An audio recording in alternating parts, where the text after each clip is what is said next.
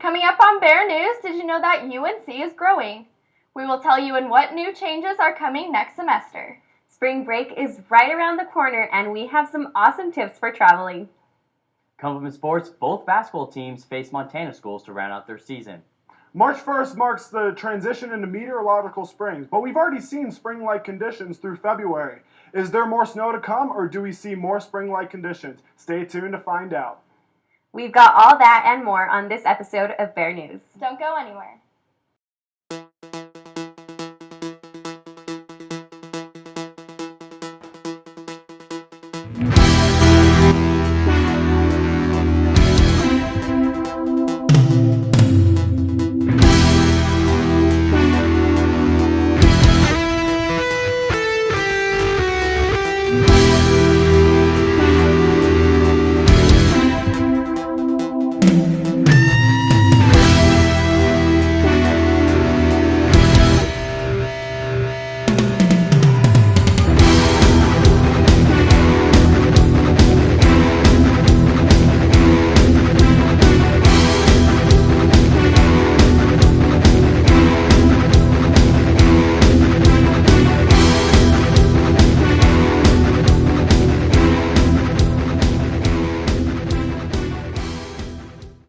The presidential primaries continue and candidates gather more delegates.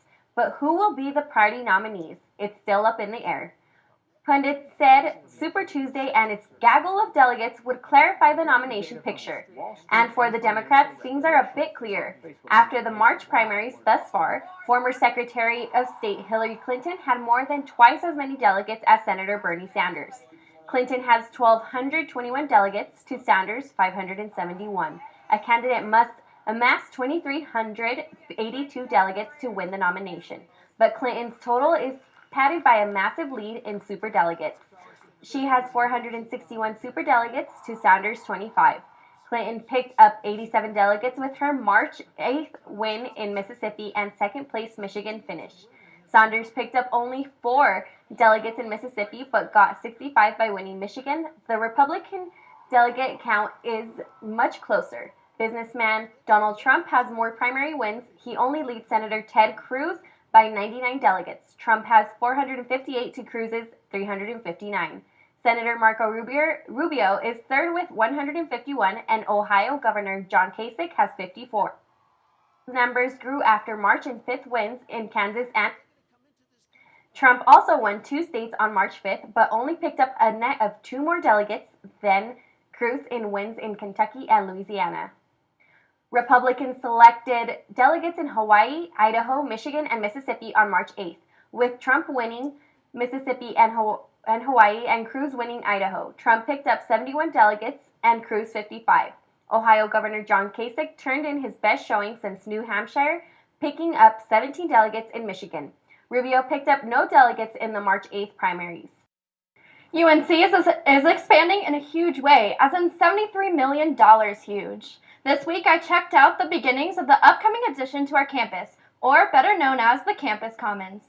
I'm here at the University Center where plans for the Campus Commons are just starting. The new Campus Commons is revitalizing the UNC campus. The idea behind this new extension of the University Center is to create a place for students to access services in a central location. Also in the works is to incorporate a performance hall and art gallery. While floor plans are completed, there is still much more to be decided. And for this, the Campus Commons Engagement Committee is turning to students, staff, and the UNC community for new ideas. I would like to see a bar, to be honest. I think it brings the community together, and it brings, like, during homecoming events or stuff like that, I think it would be super cool to have the alumni and the students get, together. More restaurants that we can use our dining dollars at, like Panda Express or something like that. For the past couple of weeks, sheets of paper with questions about UNC were spread around campus. Here, anyone walking by could write down their input and bounce ideas off of the other ideas written. With all of these amazing suggestions from so many people, the Campus Commons is looking to jazz up UNC. Reporting from the UC, I'm Michaela Lander, Bear News 98. Groundbreaking is scheduled for fall of 2016. I can't wait to see how the new edition turns out. The UNC journalism program is about to undergo some major changes. For many years, it has been the Journalism and Mass Communications program. This fall, it changes to Journalism and Media Studies. But the name isn't the only change. The curriculum is also changing to keep up with the world of journalism. The 3 emphasis areas were combined into 2 new emphases: strategic communications and news and multimedia journalism. The strategic communications emphasis combines the principles of public relations, marketing, and advertising. Students learn social scientific research, creative concept development, writing and editing, and media planning. The news and multimedia journalism emphasis focuses on students interested in providing news for the public. A news reporter who's, let's say you work for a newspaper, you don't just write a print story.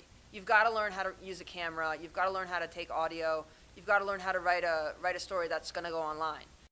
The new emphasis allows students to produce print, broadcast, and online news and include work in the TV studio. The new curriculum won't leave current GMC students behind, though. They can finish off with the old requirements. We had summer-like conditions through much of February, but the wettest months are still to come. What do the current conditions look like, Abigail? It's been a really nice sunny day today with the current temperature at around 63 degrees with just slight winds coming out of the southeast. Tonight there are going to be clearing skies with a little bit of gusty conditions that are going to bring our nighttime low down to 32 degrees. Taking a look at the visible satellite, we see a lot of clouds over to the north that are rotating counterclockwise around a high-pressure system that's located over the Rocky Mountains. Taking a look at our national forecast, we see this high-pressure system that's keeping the weather really nice here in Colorado. But down to the south, we see a stationary front with a bunch of low-pressure systems that are bringing rain and even tornadoes to the Mississippi Valley. Over the past few days, the Gulf states have been experiencing severe thunderstorms leading to flash flood and tornado warnings. A similar event has struck Colorado in the past, so it is important to be informed about what to do if flash flooding occurs. In the spring of 2013, much of Colorado experienced devastating flash flooding. Over 11,000 people were evacuated. Knowing the proper safety precautions can save lives. This is a picture from the 2013 flood disaster that struck the Poudre River Canyon. If you come across a flooded roadway, turn around, don't drown. Half a foot of water is enough to float a vehicle. Also, knowing if you're in a floodplain means that you need to seek higher ground, that you need to listen for flood watches and warnings and seek higher ground if conditions worsen. A NOAA weather radio provides the fastest way to receive official watches and warnings, so you have enough time to prepare and evacuate. If you find yourself in immediate danger from floodwaters, have an emergency kit packed with a radio, food, medical supplies, and water. That's it for your current conditions. We'll have your full forecast coming up next. The last few weeks, have you wondered why the bus may be a few minutes late? Well, BearNews reporter Jacqueline Polizzi has the answer to all of your Boomerang bus route questions. Have you ever been sitting here wondering where the bus is? Well, did you know the UNC bus schedule changed? The Boomerang is the bus that takes students from Michener Library to Gunter Hall. Many students were unaware of the change in times. Just found out through the grapevine. Like, I was on the bus and someone said something like the bus chimes have changed. The new times have caused some hiccups in some students' schedules. On Monday, Wednesday, Friday, the bus runs from 7:45 until 3:39. On Tuesdays and Thursdays, the bus runs from 7:42 until 2:32. The bus departs every 10 minutes. It means I have to hustle to catch the first bus. Get out of class, I have to go straight to the bus. You can download the Route Shout app on the website to track your bus. Make sure you are aware of the new times. Reporting from the University of Northern Colorado, I'm Jacqueline Polizzi, Bear News. Make sure you print out the new bus route scheduled on the UNC website under the Boomerang tab. The Pinball Wizard charms Greeley, and if you haven't seen it yet, I'm afraid it's too late. The Who's Tommy only had 4 performances last week, and Dario Broto was there to tell us all about it. I am outside Langworthy Theater, and right behind these doors is where Tommy performances are taking place.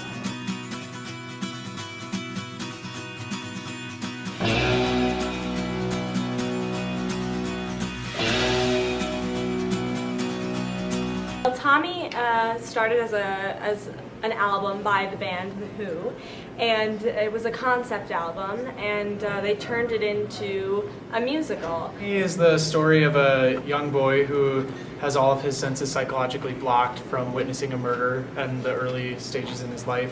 He finds solace, I guess, in playing pinball. So that's where the big show-stopping number, I guess, Pinball Wizard comes from.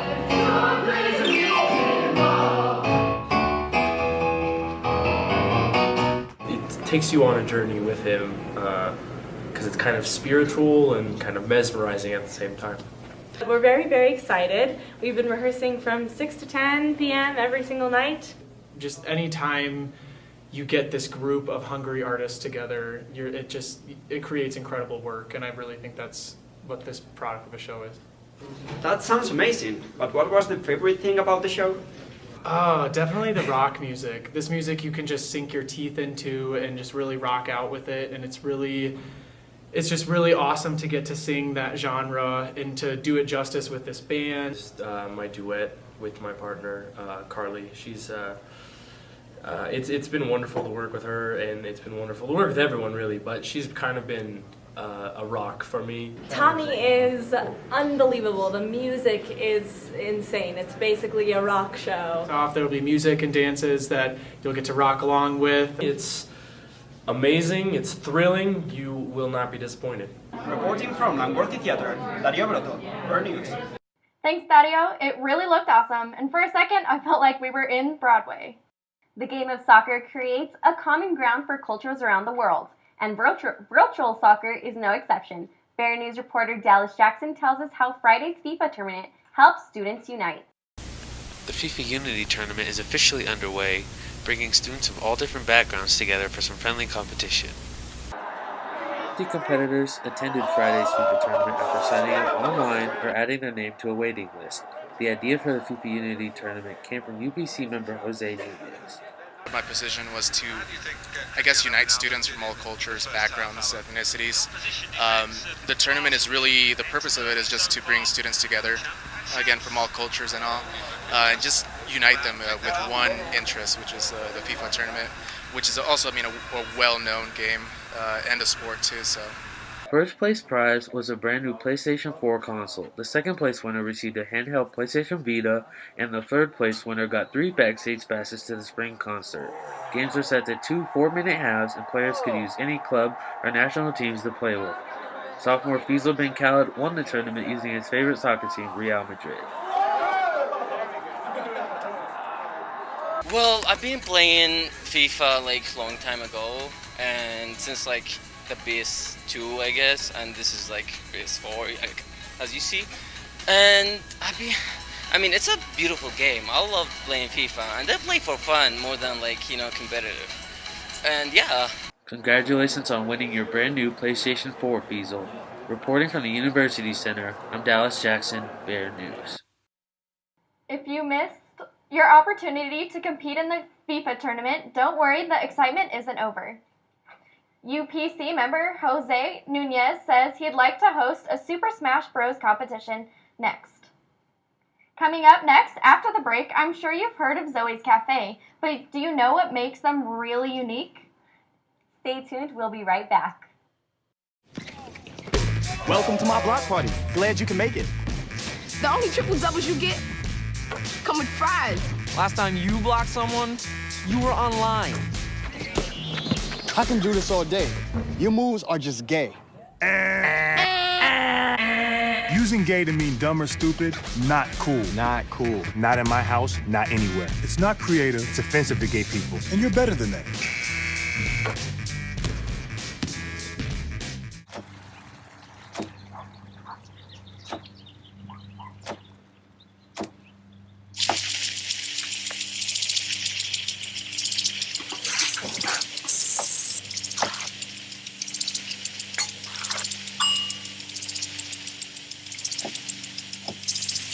Clean kitchen surfaces, utensils, and hands with soapy water. 1 in 6 Americans will get sick from food poisoning this year. Keep your family safer. Check your steps at foodsafety.gov. Old books, new books, read books, used books? Bear News reporter Jacqueline Polizzi tells us a pretty well-known secret about Michener Library. Do you need a spring break read? I'm here at the Michener Library checking out this week's book sale. They're just these treasures that people come and find. They have a great selection on older books, which is great because you can't find them in like bookstores anymore. And treasures are what they are. This was not a one-time sale.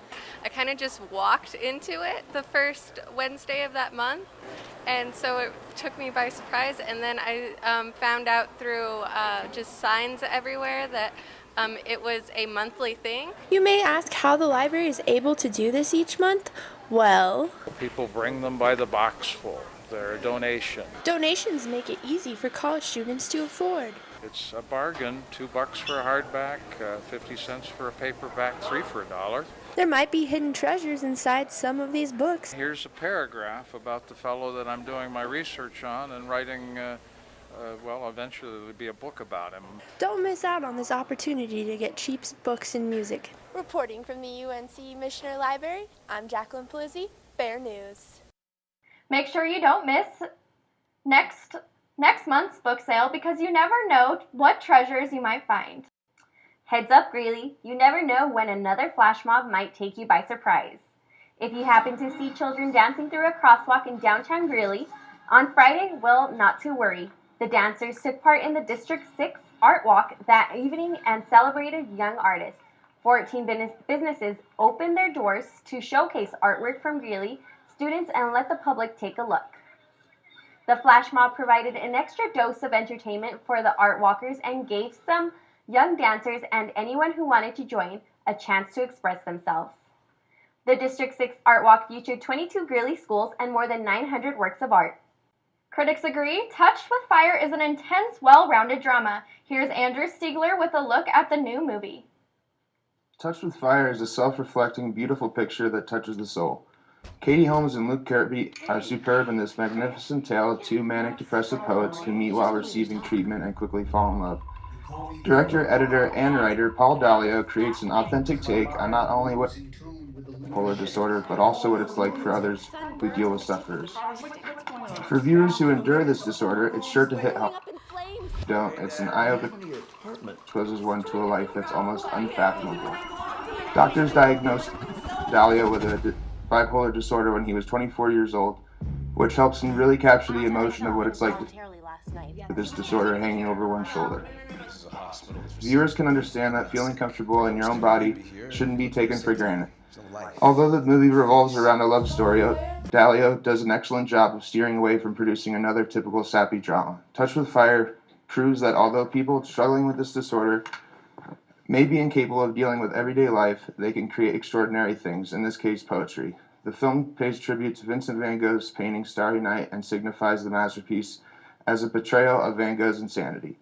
Van Gogh struggled with bipolar disorder, and the film's credits list other famous people who struggle with bipolar disorder. The movie is rated R and has a runtime of 1 hour and 50 minutes. Most people love a cup of coffee, but here in Greeley, there's one place that people think brews up success for sports anchor Stephen Rice brings us the grounds-breaking story. I'm here at Zoe's Cafe trying to tell you one of the best places you can have coffee here in Greeley. And what makes Zoe's coffee great? Well, they import their coffee from Peru. Tim McGuire, the assistant manager of Zoe's, explains just that. And so on this farm, we go twice, we send teams once or twice a year, and we kind of help them out with the coffee farming process. Another thing that makes Zoe's Cafe different from other coffee shops is what their baristas do. McGuire talks about what they really mean to Zoe's. Like, we literally wouldn't be open and running and be able to function the way we do without our volunteers. Being able to appreciate all of the hard work that our volunteers put into making Zoe's the way it is. As you can see, it's a great place to get a cup of coffee. From Zoe's Cafe, I'm Stephen Rice, Bear News 98. Dedication from the volunteers shows there are two warm things, hearts and coffee. College students always look for a nice place to live. Reporter Mohammed El-Namer helps us narrow down these options and gives us a sneak peek into the university flats. UNC students have favorite places to live in. I'm here at the University Flats to tell you what the Flats are. The Flats are a brand new student housing complex built in 2014 by Central Street Investments, and it serves the UNC, Ames, and Front Range communities.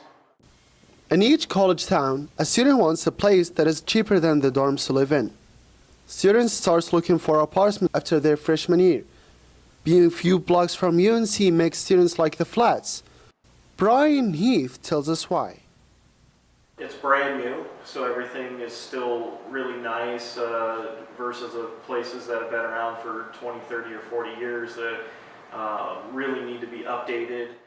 Living off campus means that you're going to miss the interaction between other students, but the Flats try to keep that community alive. We also try to make this more of a community atmosphere versus just an apartment complex. They have many amenities for students to be involved in. The clubhouse puts an event for residents such as free breakfast or game nights. From the University Flats, I'm Mohammed Al-Nimr, BearNews 98. For more information, visit universityflatsgreeley.com. Trucks, cars, stars, and country music. Country music, you ask? Bear News reporter Jacqueline Polizzi strapped on her boots and has the scoop on this week's top country songs. Carrie Underwood, Tim McGraw, Keith Urban. Let's see who tops this week's Top 40 countdown. Rounding out the top 5 was Keith Urban, and number 5 with Break On Me. Not far behind was Randy Houser in spot number 4 with We Went.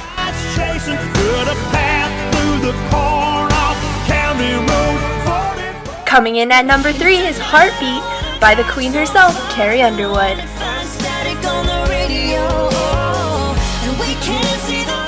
To everybody's surprise, last week's number 1 dropped to spot number 2, Backroad Song by Granger Smith. Singing.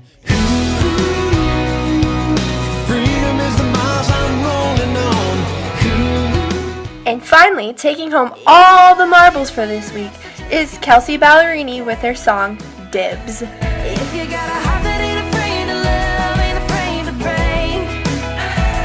If you got a pride, ain't afraid To see a full list of last week's top songs on the American Country Countdown, you can follow Kix Brooke on Facebook or Twitter, or visit the official American Country Countdown website. Reporting from the University of Northern Colorado, I'm Jacqueline Polizzi, Bear News. Make sure you keep up on this year's breakthrough stars and the many albums to come. Spring break is right around the corner, and Bear News reporter Dario Broto has some advice for alternative and cheaper ways of traveling. Spring break is right around the corner, and our classmates have prepared amazing trips for this week. Yeah, I'm gonna go back home. Just going home. I live like an hour away. Nah, I'm gonna stay at my own house. I just plan on staying home. Just gonna hang out, do homework, go see my dog. Well, okay, maybe not, but that's because they don't know the new ways of traveling. Very technologically savvy, so I don't know that much. I've heard it, but I'm not too familiar. Hadn't heard of it before you just said that, no. Through this last year, several websites came up to connect travelers all around the world and people ready to host those travelers. In some websites, like couchsurfing.com, the important thing is the experience and the personal relationship with your host, so they don't charge you for staying with them. But if you like being more independent, Airbnb.com is the perfect website for you. It's like a hotel, but in another person's house, and usually cheaper than a real one. My parents do that actually. They rent out their house, my house, and they have to go away for a week or so. I used Airbnb only a couple times when I was traveling with somebody else. People that have used these websites are normally happy with their experiences and they heavily recommend them to their friends. But some people, usually parents, are not that excited about them. I personally wouldn't do that, but I know some students who do. So, yeah, I can see both sides. Reporting from Arlington Apartments, Dario Broto, BearNews. Thanks, Dario. I'm going to take note of that and use them on my next trip. It is March. Will we have snow or spring? Coming up after the break, John has your full weather forecast.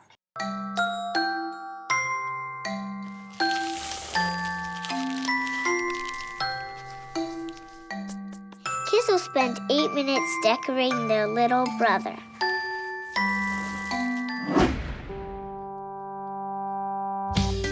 Brushing for 2 minutes now can save your child from severe tooth pain later. 2 minutes, twice a day. They have the time.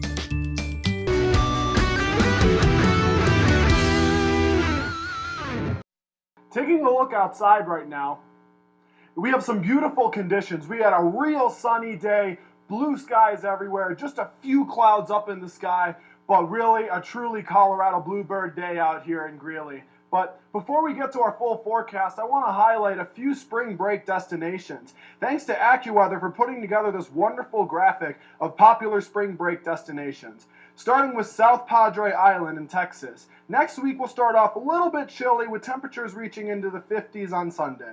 The temperatures will start to climb into the 70s as the week goes on with a few spits of rain on Monday. Tuesday through Thursday, though, should be prime time for beach weather.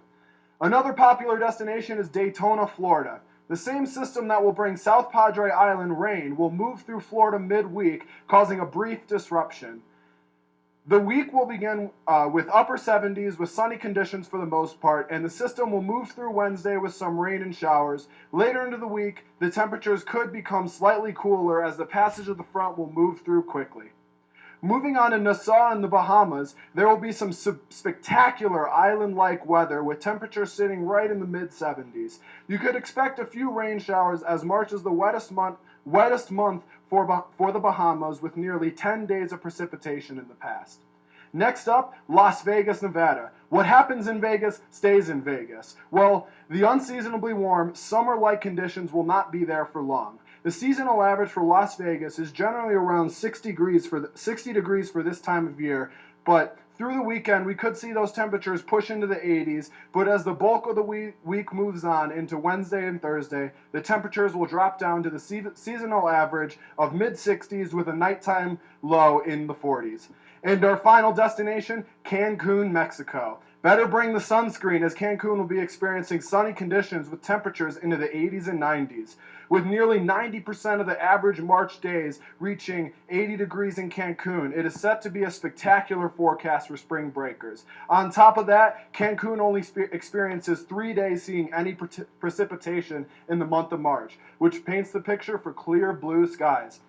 Taking a look at the rainfall totals from this storm on this past Monday, we had most of the concentration up here in Wyoming with about one inch of rain right around there. But for here, us in Greeley, we saw low amounts into 0.2, 0.3 inches of rain.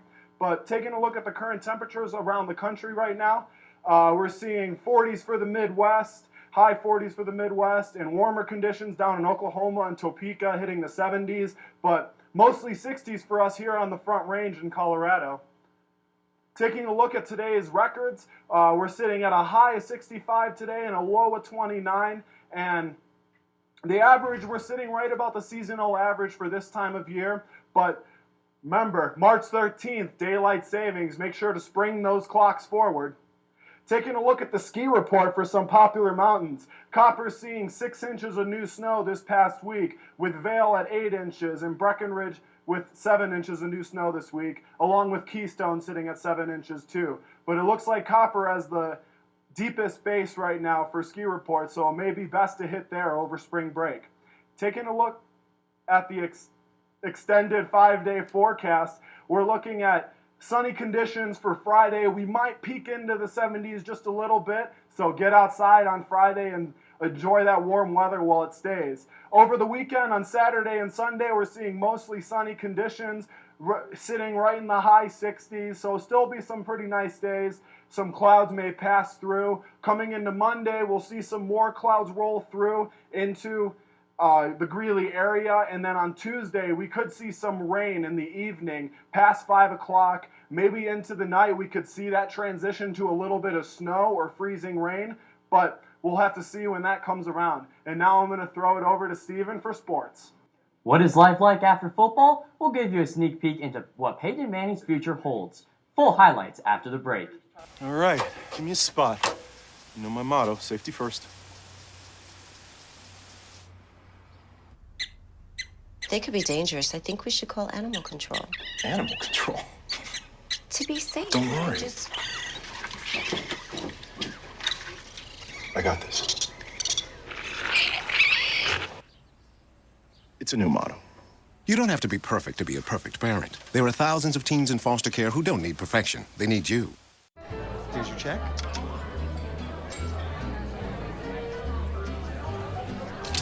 Oh, you got it. You know, since I got rid of my car, I really enjoy walking. okay. God, no. Getting pulled over for buzz driving could cost you around $10,000 in fines, legal fees, and increased insurance rates. Oh, you're home early. You live with your mom? That'll set your game back a few years. Buzzed, busted, and broke. Because buzz driving is drunk driving. The final games of the women's basketball season started with a matchup against the top team in the Big Sky Conference, the Montana State Bobcats. It was a star-studded affair as 10-time NBA All-Star and 1992 Olympic Dream Team member John Stockton stalked the sidelines as Bobcat assistant coach. But enough about celebrities, let's get to the game. It was a tight one until the bitter end, but it all came down to free throws. The difference in the game was free throws. The Bears made them down the stretch and pulled out the win. UNC's Courtney Zadina and Kylie Heiser had outstanding performances in their next-to-last home game. Zadina poured in 20 points on 7 of 14 from the field, while running mates Kylie Heiser had 18 points, 3 assists, and a steal in the victory. Next up for the Bears, senior night as they took on the Montana Grizzlies. Senior night arrived, and seniors Kylie Heiser and Rebecca Howe went out like champions. But they couldn't prevent the Bears' 72-66 overtime loss to Montana. Heiser and Howe led the team in scoring department. Heiser scored 18 points and went 4 of 5 from three-point land. Howe scored 15 points and went 5 for 6 behind the charity stripe. The Bears got off to a good start in the first half, shooting 7 three-pointers and collecting 17 rebounds. But in the second half, Montana's defense brought them back and put them in the lead. The Bears fought hard but couldn't pull out a win in the final minutes. Montana held UNC scoreless over the final 3:09 of regulation and scored 4 points of their own, sending the game into overtime. The Grizzlies pulled away in the extra period to eke out a 6-point win. The Bears started the Big Sky tournament on Monday, ending in a loss to Idaho State. The regular season for the men's basketball team is history, and it's one of the toughest ever. The Bears broke a fairly long losing streak late last month, only to come back to a shorter one here in March. The team barely lost to Portland State here in Greeley, and then lost another big game to Montana State Thursday night in Bozeman.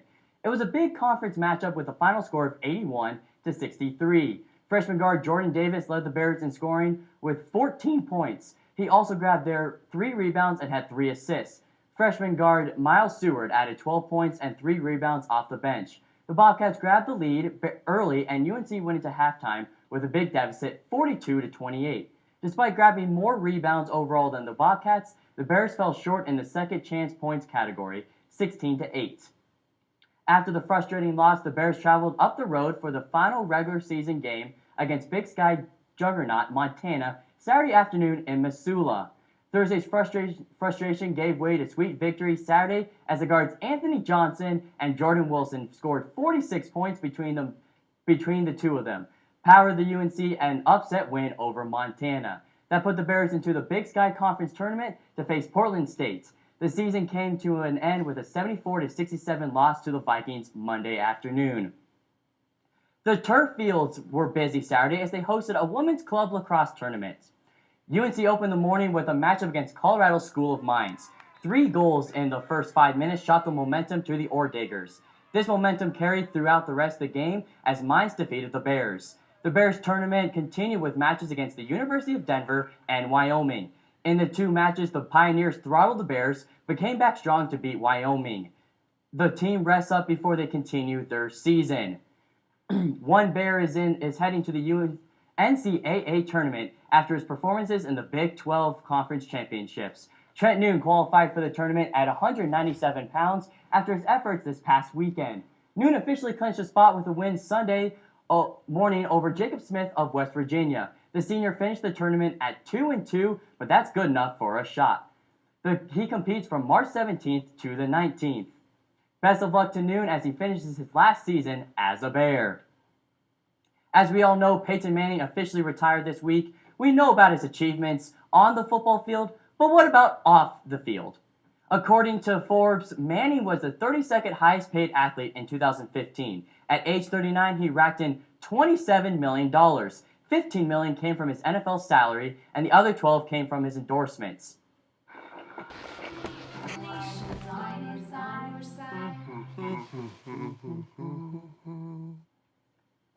His major sponsors include Nationwide Insurance, Buick Motor Company, and Papa John's Pizza. You may not know it, but Manning actually took a pay cut last year so the Broncos could sign some free agents. But don't cry for him, he made it back after the Denver Broncos won this year's Super Bowl last month.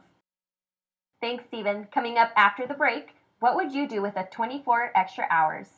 We will let you know what your fellow Bears did with it. Stay tuned, we'll be right back. Hey, I'm Anderson Cooper. As a parent, you want to make sure that your child knows how to deal with bullying when they see it happening. And chances are they want to help, but they don't really know how. Well, teach them that the best thing to do is calmly walk away, find a teacher or other adult, and speak up. And do your part. Be that adult they can talk to and trust will listen. Join me to help stop bullying. Go to stopbullying.gov to find out more. You sure you don't want some? It's chamomile. Listen, you are extremely terrifying. Just the scariest undead subhuman thing on TV, and I really mean that. But I am worried that you could give my kids nightmares if they see you, so I'm gonna have to block you. So that's it.